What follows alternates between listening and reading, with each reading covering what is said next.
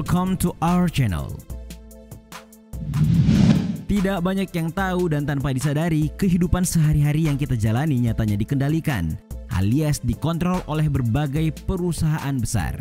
Biasanya produk dari suatu merek yang dikonsumsi atau digunakan diproduksi oleh perusahaan yang sama. Belum lagi monopoli hingga intervensi yang dilakukannya terhadap pasar dan pemerintah. Kalian tahu perusahaan apa saja itu? Yuk, mari kita bincang dan simaklah dengan seksama.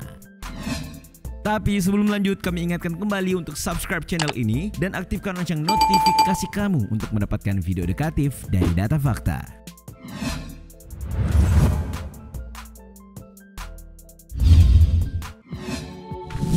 Alphabet Inc. Tidak mengejutkan ketika Google menduduki peringkat teratas. Sebagai perusahaan paling berpengaruh, berharga, dan tentunya mudah mengontrol dunia saat ini. Bagaimana tidak, Google bisa dibilang sudah menjadi kebutuhan primer di era sekarang. Menurut majalah Forbes, pada tahun 2016 saja, total pendapatan mesin pencari ini mencapai hampir 700 triliun rupiah dengan menerima lebih dari 40.000 pencarian dalam satu waktu. Dengan kekuatan dan pengaruh yang sulit dibantah itu, menjadikan perusahaan ini mampu menentukan hal apa saja yang ingin kita ketahui dan informasi apa saja yang kita dapatkan. Namun tahukah kalian, kalau Google yang besarnya minta ampun hanya anak perusahaan dari perusahaan yang kurang populer, Alphabet Inc. Ya, ia didirikan oleh pendiri Google Larry Page dan Sergey Brin pada tahun 2015 lalu. Disebutkan tujuan didirikan Alphabet Inc. ialah memisahkan perusahaan-perusahaan internet utama Google dari beberapa proyek lain yang memiliki masa depan cerah. Dengan Alphabet Inc. dikabarkan layanan seperti Google, YouTube, Chrome, Android, dan Google Maps tidak menghadapi risiko tinggi karena bisnis baru oleh perusahaan. Di antara proyek terbaru Alphabet Inc. terdapat satu perusahaan riset bernama Dell X Lab yang memproduksi mobil tanpa awak.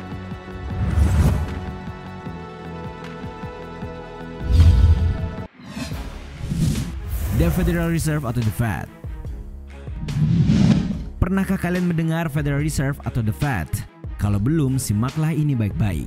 The Fed merupakan bank sentral Amerika Serikat yang berdiri pada tahun 1913 sebagai respons kepanikan finansial pada tahun 1907.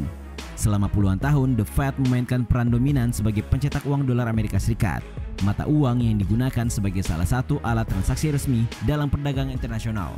Menariknya, The Fed yang menyandang nama Bank Federal seolah mencitrakan dirinya sebagai lembaga keuangan milik publik. Namun faktanya tidak seperti itu, melainkan hanyalah omong kosong belaka. Ya, institusi berkedok pemerintah ini didirikan bukan atas kepentingan negara dan masyarakat, melainkan kelompok swasta dan individu yang paham betul terkait permainan moneter dan monopoli pasar uang. Dengan kata lain, The Fed menjadi lembaga swasta yang pemegang sahamnya dikelola oleh para bankir swasta yang mengendalikan dan mengontrol perekonomian dunia. Sialnya, mereka sama sekali tidak peduli kepada negara, apalagi rakyatnya. Menurut mantan Ketua Komite Perbankan Amerika, Louis McFadden pada tahun 1930-an, ia mengungkapkan kalau Federal Reserve Bank menjalankan praktik monopoli pribadi yang memangsa rakyat Amerika dan dunia untuk kepentingan diri mereka sendiri dan pelanggan asing mereka yang kebanyakan terdiri atas spekulan, penipuan asing dan domestik, serta pemberi pinjaman uang yang kaya dan ganas.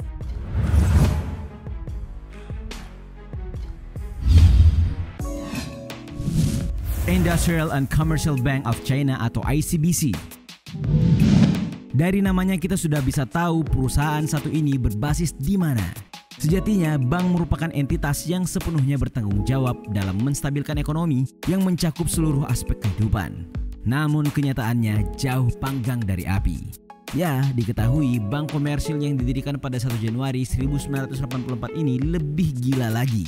Bagaimana tidak? Tanpa ragu, ICBC didaulat sebagai bank yang paling berpengaruh dan berkuasa di muka bumi dengan total aset hampir 42.551 triliun rupiah dan nilai pasar menyentuh angka 206 miliar US dollar, membuat ICBC berada di daftar teratas perusahaan publik terbesar di dunia menurut majalah Forbes. Dampak ICBC sendiri dikabarkan tidak hanya di Tiongkok saja, namun di semua benua di planet ini terkecuali Antartika. Disebut-sebut perusahaan yang berkantor pusat di Beijing ini memiliki hampir 1,5 juta karyawan di seluruh dunia dan telah memperluas kekuatannya dengan membuat bank-bank besar lain macam Turkey Textile Bank hingga Standard Bank dan berbasis di Afrika Selatan sebagai anak perusahaannya.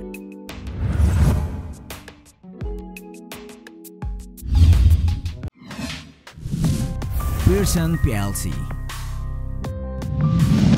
Barangkali kalian masih asing dengan perusahaan satu ini. Akan tetapi kalian mungkin pernah mendengar atau membaca buku-buku terbitan penerbit macam Penguin Books, Harcourt, hingga Prentice Hall. Pearson diketahui sebagai perusahaan induk dari penerbit-penerbit beken itu. Ya, faktanya Pearson PLC yang didirikan Samuel Pearson merupakan perusahaan penerbitan dan pendidikan multinasional yang berkantor pusat di London, Inggris. Pada awalnya, perusahaan ini fokus di bidang konstruksi pada tahun 1840-an. Namun pada tahun 1920, Pearson beralih ke bidang penerbitan. Meskipun berbasis di London dengan 60% penjualannya di Amerika Serikat, Pearson menjadi penerbit untuk materi pendidikan terbesar di dunia dengan beroperasi lebih dari 70 negara. Kabarnya pengaruh Pearson sangat besar dalam mengontrol sistem pendidikan dunia, terkhusus sistem pendidikan Amerika Serikat. Salah satu indikator kemajuan pendidikan suatu negara saja didesain oleh Pearson Group. Diketahui pula negara-negara maju di dunia cenderung mempelajari kurikulum yang dirancang Pearson, menggunakan buku-buku teks Pearson dan diajar oleh para guru bersertifikat Pearson. Nah, dengan monopoli sebesar itu di sektor pendidikan, Pearson bisa seenak jidat menaikkan harga produknya tanpa ada persaingan yang berarti. Bahkan menurut Huffington Post, harga buku teksnya saja meningkat sebesar 812% dalam 30 tahun terakhir, lantaran kurangnya persaingan dan monopoli perusahaan.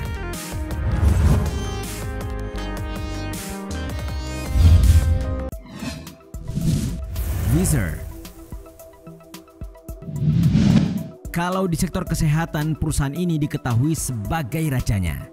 Ya, para ahli memperkirakan pasar obat-obatan dunia akan mencapai lebih dari 1 triliun US dollar pada tahun 2022, menjadikan sebagian besar populasi global berada di bawah kontrol perusahaan farmasi terbesar di dunia, Pfizer. Pfizer merupakan perusahaan farmasi, riset, dan produsen obat terbesar dengan produknya yang sudah dipasarkan di lebih dari 150 negara. Itu artinya perusahaan yang berdiri sejak tahun 1849 oleh Charles Pfizer dan Charles Earhart ini mengendalikan kesehatan jutaan orang di seluruh dunia. Meski begitu, kabarnya pada tahun 2016 Pfizer pernah dituntut lebih dari 95 juta US dollar dikarenakan menaikkan harga obat anti-epilepsi ilegal sebanyak 2.600 kali lipat dalam semalam saja. Hal itu berdampak langsung pada layanan kesehatan Inggris atau NHS yang harus membayar harga lebih tinggi dan untuk menarik obat-obatan ini ke lebih dari 50.000 pasien. Sebagaimana yang diketahui, produksi obat menjadi sumber utama pendapatan Pfizer. Namun faktanya, mereka juga produsen beberapa produk terkemuka di dunia seperti Listerine dan Sudafed, serta memiliki pengaruh besar pada industri kesehatan hewan.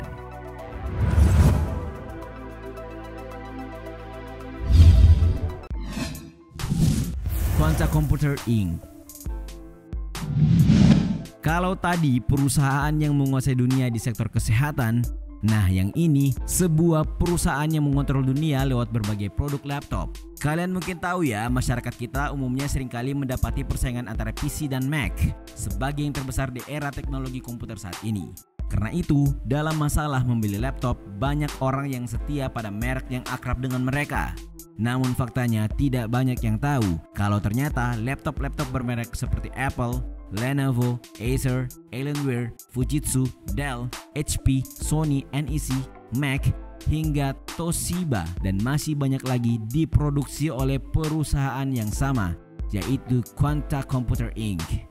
Nah, perusahaan yang berdiri sejak tahun 1988 di kota Taipei, Taiwan ini sudah memiliki lebih dari 70.000 karyawan di seluruh dunia dan menghasilkan pendapatan sebesar 26,4 miliar US dollar itu baru di tahun 2014. Kabarnya saat ini perusahaan tersebut lebih dari sekedar produsen laptop, melainkan pula menghasilkan berbagai alat teknologi lain seperti smartphone, sistem GPS, perangkat Bluetooth, dan banyak lagi.